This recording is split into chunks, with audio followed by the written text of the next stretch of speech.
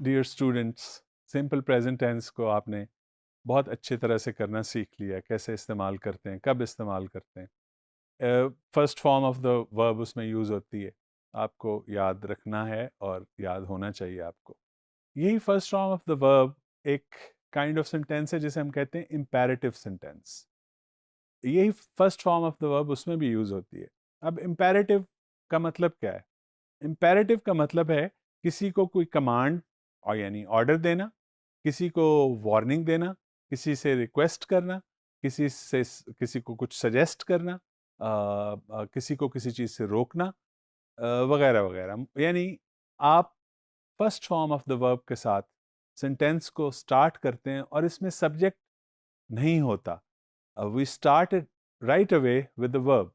और क्यों कि ये किसी को आप रिक्वेस्ट करें, ऑर्डर करें, कमांड करें, सजेस्ट करें, वार्निंग दें, रोकें, इस सिचुएशन में होता है। और जो लिसनर है ना, वो implied listener you, subject you है इसके अंदर, वो यूज़ किया जाता है, लेकिन हम उसको जनरली यू को यूज़ नहीं करते। यूज़ हमारे सेंटेंस का ऐसा नहीं होता, इम्प्लाइड होता है, अंडरस्टूड होता है कि जिसको कहा जा रहा है वो सुन रहा है और वो करेगा या करेगी।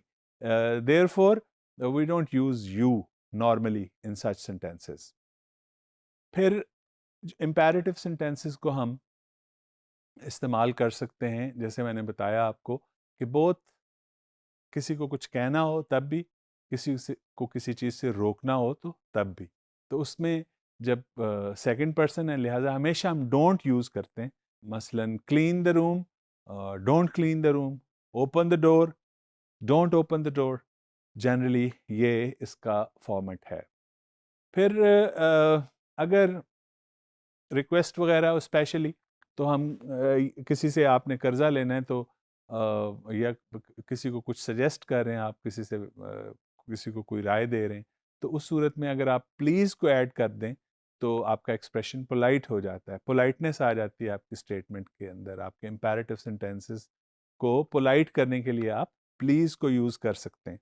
ये प्लीज़ जो है इम्पेरेटिव सेंटेंस के शुरू में भी लग सकता है, और ये प्लीज़ इम्पेरेटिव सेंटेंस के एंड के ऊपर भी आप लगा सकते हैं।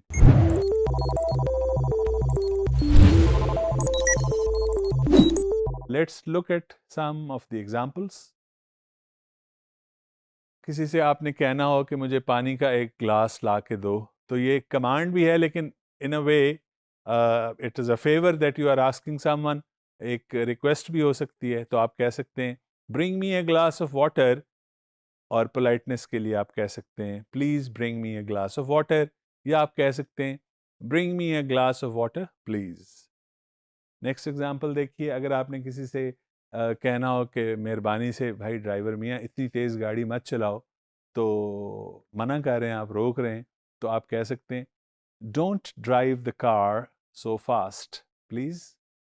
Adding please would, as I said, would add to the politeness of your expression. So don't के साथ भी आप please को use कर सकते हैं। Don't drive so fast, please. Next example देखिए, किसी को आपने कहना हो कि मेरे साथ बॉक्स उठवा दो, तो रिक्वेस्ट के सेंस में आप कैन और कुड यूज़ कर सकते हैं। इसके अंदर भी can you please help me lift the box, या can you help me lift the box. ये कैन मैंने जान के इस्तेमाल करवाया आपसे, इसलिए ये बताने के लिए कि इम्पेरेटिव के अंदर ये भी आप यूज़ कर सकते हैं। जो इम्पेरेटिव स्टार, जैसे help me lift the box है ना, तो उसके साथ हमने ऐड कर दिया can you please help me lift the box, और यू का यहाँ पे इजाफा हो सकता है। नेक्स्ट एग्जांपल देखिए,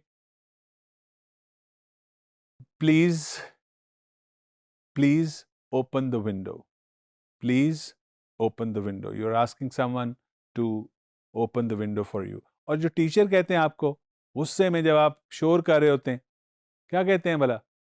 don't make a noise students. Tone भी ज़रा सख्त होती है, उसमें वो प्लीज़ नहीं कहते। टीचर है ना, कह सकते हैं don't make a noise students. ना भी कहें तो don't make a noise, be quiet, कहते हैं ना, B quite.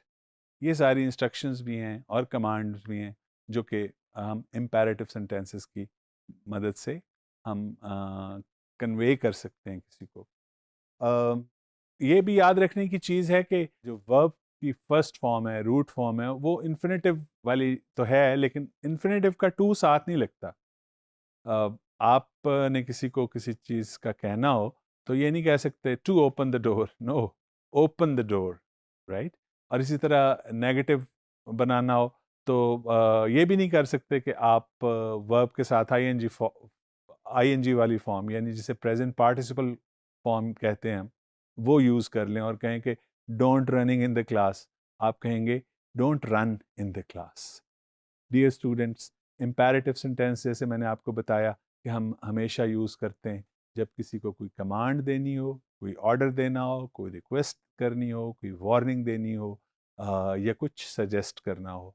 Don't forget to use imperative sentences when you have to do all these things, जब ये सब कुछ किसी से कहना हो। और याद रखिए कि हम you को, यानी जो कि implied listener है, उसके लिए you यूज़ नहीं करते।